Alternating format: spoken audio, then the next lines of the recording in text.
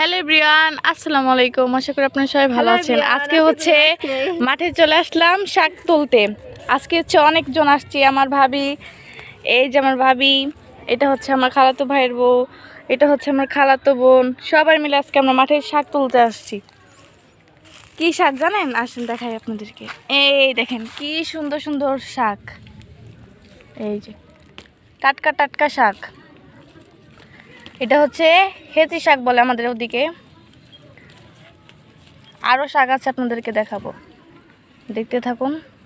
এই যে একটা কলমি শাকও পেয়ে গেলাম। এই যে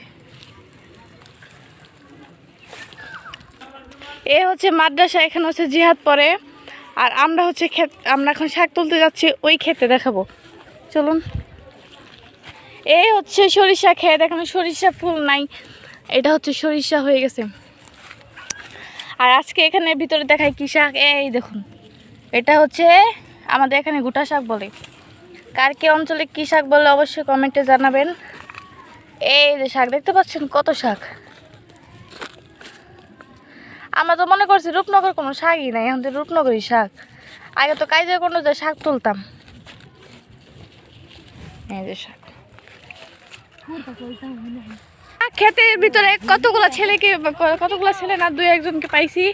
ওই দেখুন কি করতেছে, ওই যে অহনা, কি করো তোমরা ওখানে?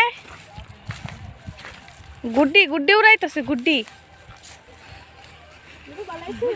এই শাক, ভাবি তো শাকই পাই না, আর আমরা কত শাক তুলে ফেললাম, না হলে 4-5 ব্যাগ শাক তুলছি।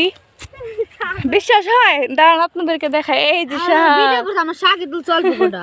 ভিডিও করছে তখন শাকই তুলি নাই। এখন আমরা ভিডিও বাদ দিয়ে এখন আমরা শাক তুলবো, তাই না ভাবি?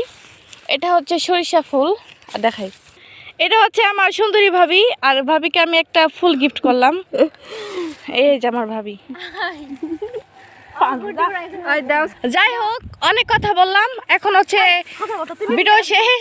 ভালো থাকবেন, সুস্থ থাকবেন, খুদা হাফেজ।